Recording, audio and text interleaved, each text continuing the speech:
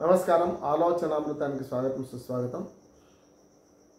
దేశమంతా మొన్నటిదాకా కేరళ, హిమాచల్ ప్రదేశ్, ఉత్తరాఖండ్ కొండ చర్యలు విరిగిపడడం, అట్లాగే అనేక వరదలు వరదలు రావడం, కొండ చర్యలు విరిగిపడడం చూశాం.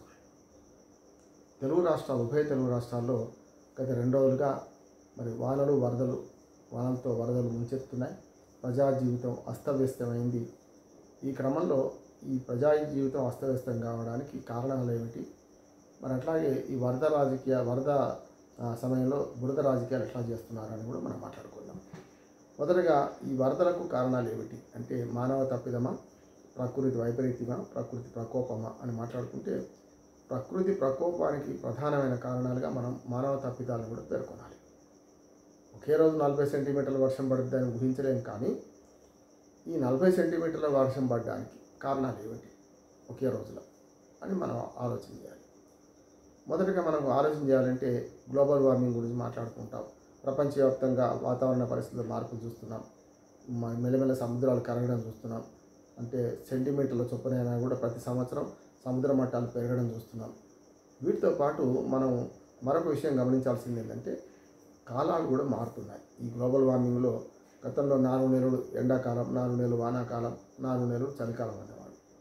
కానీ ఇప్పుడు ఏమవుతుందంటే, గ్రీష్మ తాపాన్ని భరిస్తూనే అప్పుడు వర్షాలు కూడా ఎదుర్కొంటున్నాం.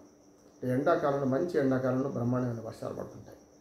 మంచి వర్షాకాలం మొదలు కావాల్సిన జూన్, జూలై నెల మొత్తం గట్టిపోయి అతివృష్టి, కొన్నిసార్లు అనావృష్టి కొన్నిసార్లు చూస్తున్నాం. ఒక సెప్టెంబర్ నెలలోనే ఈసారి ఉభయ తెలుగు రాష్ట్రాల్లో పడినంత వర్షం ఇంకెప్పుడు పడలేదు అంటున్నారు.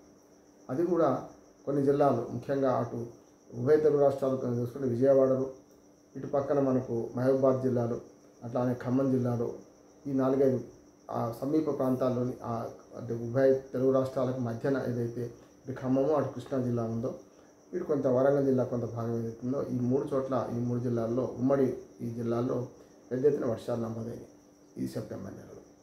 అట్లా చూసుకుంటే గ్రీష్మతాపం నుంచి మనం ఉపశమనం పొందే క్రమంలో జూన్లో వర్షాకాలం ప్రారంభం కావాల్సింది 4 నెలలు, 12 నెలలను 3 భాగాలు విభజించుకుంటే కాలాలు మారుతున్నాయి. వర్షాకాలంలో వానలు పడకపోవడం ఎంత సహజం, ఎండాకాలంలో వానలు పడుతున్నాయి. అట్లాగే చలికాలంలో బాగా చలి ఉండే బదులు అప్పుడు కూడా వర్షాలు పడుతున్నాయి. ఇట్లా వర్షాలకు ఒక కాల పరిమితి, కాలం లేకుండా పోతుంది. అట్లాగే రెయినీ డేస్ కూడా తక్కువవుతున్నాయి.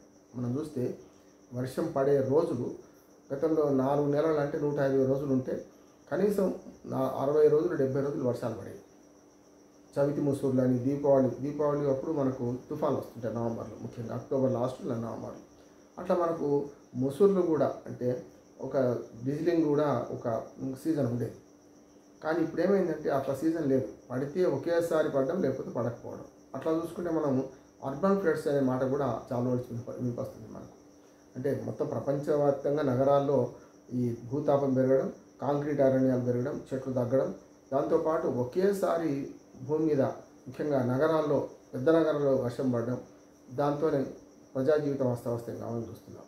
కానీ ఇప్పుడు ఆగస్టు లాస్ట్ 2 రోజులు 30-31 సెప్టెంబర్ 1వ తారీఖు చూసుకుంటే ఈ 3-4 రోజులుగా మనకు పెద్ద ఎత్తున గ్రామాలలో కూడా ఈ వర్షపాతం పెద్ద ఎత్తున దెబ్బతీస్తుంది. పంటల నష్టమే కాదు, అట్లాగే వాగులు వంకలు పొంగి పొలడం ఇవన్నీ చూస్తున్నాం.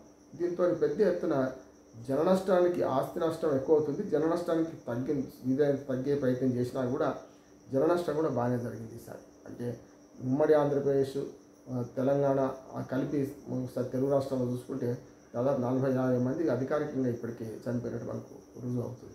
కనుక అట్లా చూసుకుంటే మనకు ఏదైనా సరే రాష్ట్ర వ్యాప్తంగా 2 రాష్ట్రాల్లో మరణాలకు సంభవించిన పెద్ద ఎత్తున మనకు ప్రాణ నష్టం జరగలేదు అని భావించవచ్చు. ఆస్తి నష్టం మాత్రం ఉభయ తెలుగు రాష్ట్రాలు కలిపితే దాదాపు 15,000 కోట్ల రూపాయల వరకు ఉంటుందని ఒక అంచనా. అట్లా చూసుకుంటే మనకు ఈ వరద వస్తుంటే దీనికి కారణాలు వెతికే క్రమంలో ప్రభుత్వాలు విఫలమవుతున్నాయనే ప్రతిపక్షాల విమర్శ కూడా మనకు కనపడుతున్నది. ముఖ్యంగా మరి ఆంధ్రప్రదేశ్ విషయానికి వస్తే, ఇటు ముఖ్యమంత్రితో చంద్రబాబు నాయుడు గారితో పోటీ పడుతూ ఇవాళ విజయవాడ నగరంలోనే బుడమేరైతే విజయవాడ దుఃఖదాయని గంట ముంచేసింది. 2 రోజులు, 3 రోజుల నుంచి పూర్తిగా ఆహారము, నీళ్లు సరైన విధంగా ఎంత సప్లై చేసినా కూడా మరి ఆ బుడమేరు పరివాహక ప్రాంతంలో మొత్తం చిక్కి పెద్ద ఎత్తున మరి విజయవాడ ప్రజలు కష్టాలు అనుభవిస్తున్నారు. ఇటుపక్క ఖమ్మంలో కానీ, మహబూబాబాద్లో కానీ అట్లాగే మన వరంగల్ జిల్లా కొంత భాగం కానీ పెద్ద ఎత్తున మరి వాగులు వంకలు పొరడమే కాకుండా విజయవాడకు హైదరాబాద్ మధ్యన పెద్ద ఎత్తున రోడ్డు కట్టు కావడం ఇవన్నీ చూసాం మనం.